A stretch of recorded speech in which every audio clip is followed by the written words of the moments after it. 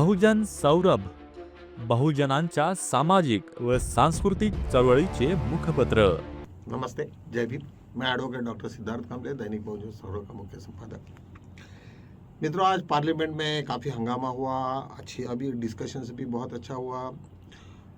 ओम बिरला के जो स्पीकर है अपर हाउस के, लोअर हाउस के, उनका अविश्वास प्रस्ताव के ऊपर में आज बहस चालू हो गई उन्होंने, और बहुत सारे नए नए कुछ कारण ये उन लोगों ने के जो भी प्रेसिडेंट्स है, जैसे सुप्रीम कोर्ट के कुछ जजमेंट्स है और बाबा साहब ने जो जो भी कुछ उन्होंने प्रावधान करके रखे, उसके ऊपर में सब ये हुआ कि उन्होंने ये कहा कि भाई वहाँ पे ओम बिरला की जब कुर्सी हुई तो वहाँ पे वाइस प्रेसिडेंट की का ही बैठना उसके लिए उचित है, अदरवाइज नहीं।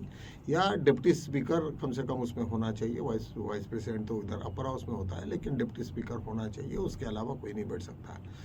तो जयदम्बिका पाल जो अभी बैठ रहे हैं वो भी उनके लिए भी इलीगल है, वो ये नहीं अनकॉन्स्टिट्यूशनल सब बातें चल रही है और इस तरीक़ा से नहीं होना चाहिए। और यही नहीं तो उनकी जो ड्यूटीज़ एंड फंक्शंस को सब गिनाया गया कि किस तरीक़ा से वो सब ये कर रहे हैं, और राहुल गांधी को किस तरीक़ा से उन्होंने बार बार रोका, जबकि 20 टाइम्स एक उनके लीडर ऑफ अपोजिशंस को 20 बार रोका गया कि उनको बोलने नहीं दिया। तो ये कौन सी परंपरा है? यदि स्पीकर इस तरीक़ा से हरकतें करेगा तो लीडर ऑफ अपोजिशन क्या करेगा? देश की संविधान क्या कहेगा? जब लीडर ऑफ अपोजिशन को बोलने ही नहीं देंगे तो क्या होगा?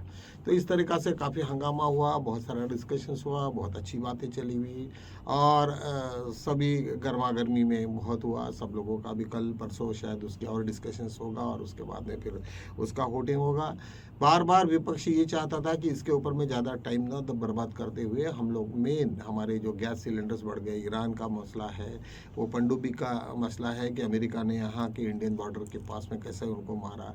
सेकेंडली ये इनका इजराइल में जाना और नरेंद्र मोदी का, ये बहुत सारे और स्ट्रीम फाइल्स, ये सब इश्यूज़ के ऊपर में डिस्कशंस करने वाले थे, लेकिन गवर्नमेंट को इनको नहीं वो चीज़ों को ये करना था करके उन्होंने ज़्यादा से ज़्यादा वक्त इधर में दे के ज़्यादा से कैसे जल्दी से जल्दी लपेटा जाए ये पूरा सेशन, इस तरीक़ा से उन्होंने पूरे प्रयास करे। आज और एक खबर आई कि ज्ञानेश कुमार आज वेस्ट बंगाल में पूरे इलेक्शंस और उसके सिलसिले में वो पूरे वहाँ पर गए हैं। कई लोगों को वहाँ पे उन्होंने मीटिंग की और वहाँ पे जो प्रशासनिक अधिकारी है, जो डीआईजी और ये लोग थे, उनके लोगों को भी उन्होंने डराया कि हम तुम्हें देख लेंगे वगैरह वगैरह टाइप का सब सिचुएशन आया है। लोगों ने ज्ञानेश कुमार के जब भी कभी वो अरावेल हो गए, वो मंदिर घूमे, 2-3 मंदिर में उन्होंने प्रवेश ये किया है, और उसके पश्चात उन्होंने सब कोशिश की, और इस तरीक़ा से जब भाषा का इस्तेमाल हुआ और वहाँ पे जो एसआईआर करके कई हज़ार लाखों लोगों के नाम कट गए, तो इसके ऊपर में ममता बनर्जी काफ़ी खफा है। यही नहीं तो खड़गे जी के यहाँ आज मीटिंग हुई है और उन्होंने कहा कि भाई उसके ऊपर में अविश्वास का प्रस्ताव हम लेके आएंगे और ज्ञानेश कुमार को हम लोग वहाँ से हटाने की कोशिश करेंगे। नहीं भी हटा सके, लेकिन कुछ दिन के लिए तो कम से कम उसकी जो कार्रवाइयाँ है, उनकी जो एक्शंस है, वो कुछ ना कुछ कंट्रोल हो जाएगी।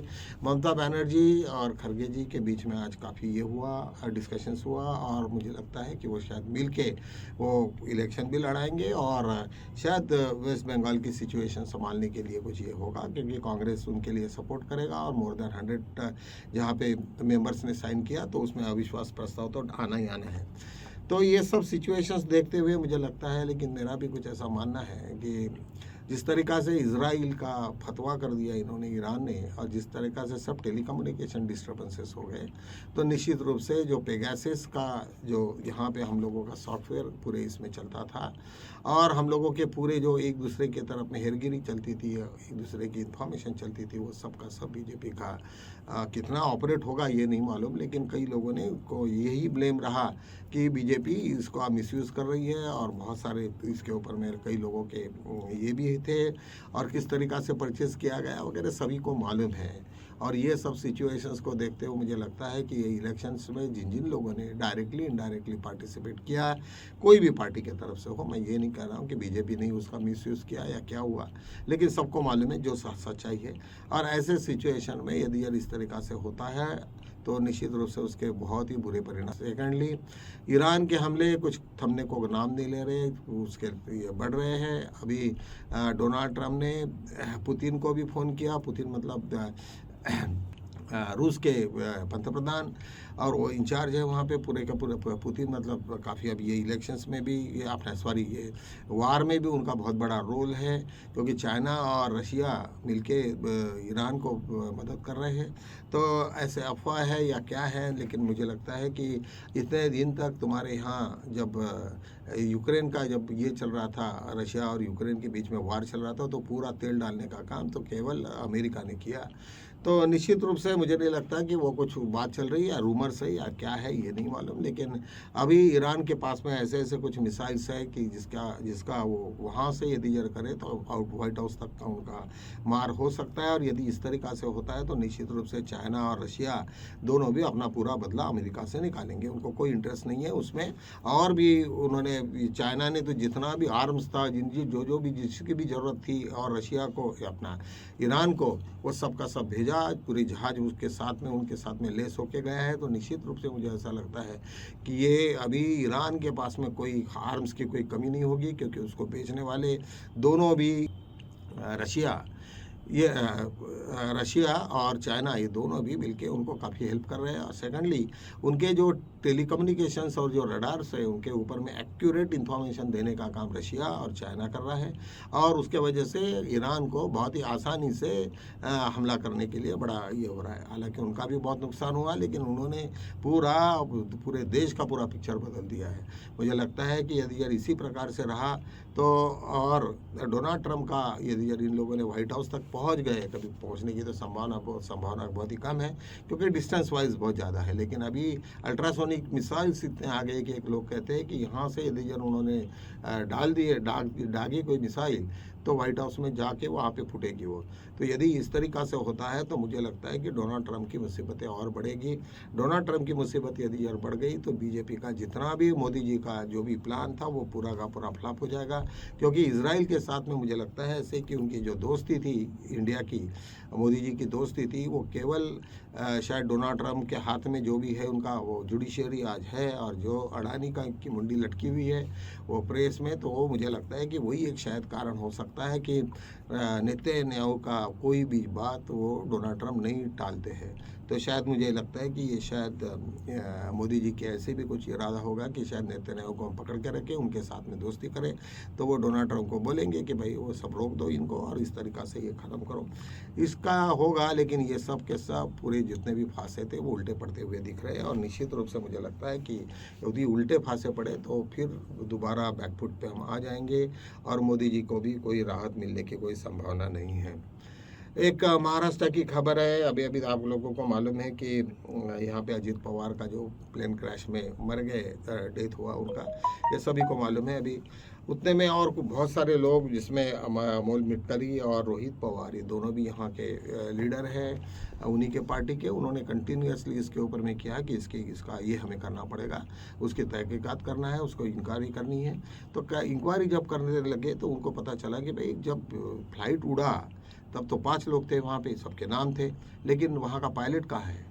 पायलट गायब है, पायलट मिसिंग है। तो ऐसे कुछ जानकारी मिली कि पहले ही एयरक्राफ्ट से जब उतरने के पहले पैराशूट से वो वहाँ पे जो भी बैठा था पायलट, वो उतर गया और वहाँ पे जंप मारा, कुछ लोगों ने देखा तक, और वहाँ से वो भाग के वहाँ से अभी फ़िलहाल वो मेरे ख्याल से कैलिफोर्निया में रहने की कुछ बात कर रहे हैं। अभी कितना सच है, क्या हुआ, ये तो नहीं मालूम, लेकिन ये प्राइवेट यूट्यूब चैनल है, तो उसके वजह से उसकी ऑथेंटिसिटी कितनी है तो ये नहीं मालूम, लेकिन इस तरीक़ा से अफवाह है।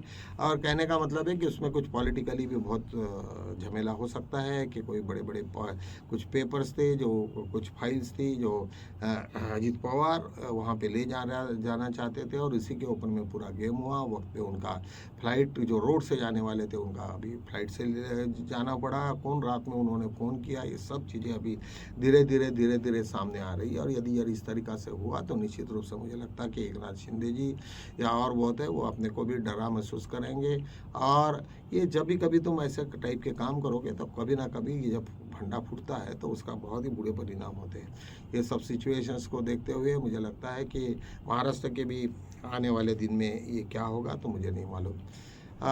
अभी यदि ज्ञानेश कुमार की भी वो बात करें तो यदि अभी मुझे लगता है कि उन्होंने अविश्वास प्रस्ताव आता है तो वो दोनों तीनों चीज़ें एक साथ ही होगी, तो पूरे देश की का ही पिक्चर बदलने की संभावना अभी इस वक्त है कि जिस तरीक़ा से उस दिन शाहजी का जो पब्लिक मीटिंग हुआ जो फ्लॉप हो गया पूरा का पूरा शो, तो मुझे लगता है कि बीजेपी चारों तरफ से घबराई होगी। कई लोग भी चाहते होंगे कि ऐसे टाइप में क्या करना चाहिए, कारपोरेट शेयर मार्केट्स पूरा का पूरा डाउन है, तो मुझे लगता है कि आने वाले दिन सभी लोगों के लिए मुसीबत भरे होंगे। सिलेंडर का रेट अभी बॉम्बे और बंगलोर में ऐसी ये हालत हो गई कि वहाँ पे कमर्शियल सिलेंडर्स बंद हो गए, कई रेस्टोरेंट बंद होने की संभावना है। ऐसा सिचुएशन आता है तो मुझे लगता है कि अभी कांग्रेस वाले ही इस बात को उठाएंगे और ज़्यादा से ज़्यादा पब्लिक में जाएंगे कि सिलेंडर का पूरा जो गेम वो मोदी की वजह से हुआ है और निश्चित रूप से वो निगेटिविटी उनके तरफ में आने की संभावना है। तो चलो हम इन्हीं शब्दों के साथ में यही विराम लेते हैं, कल मिलेंगे नए मुद्दों के साथ, तब तक के लिए जय भीम।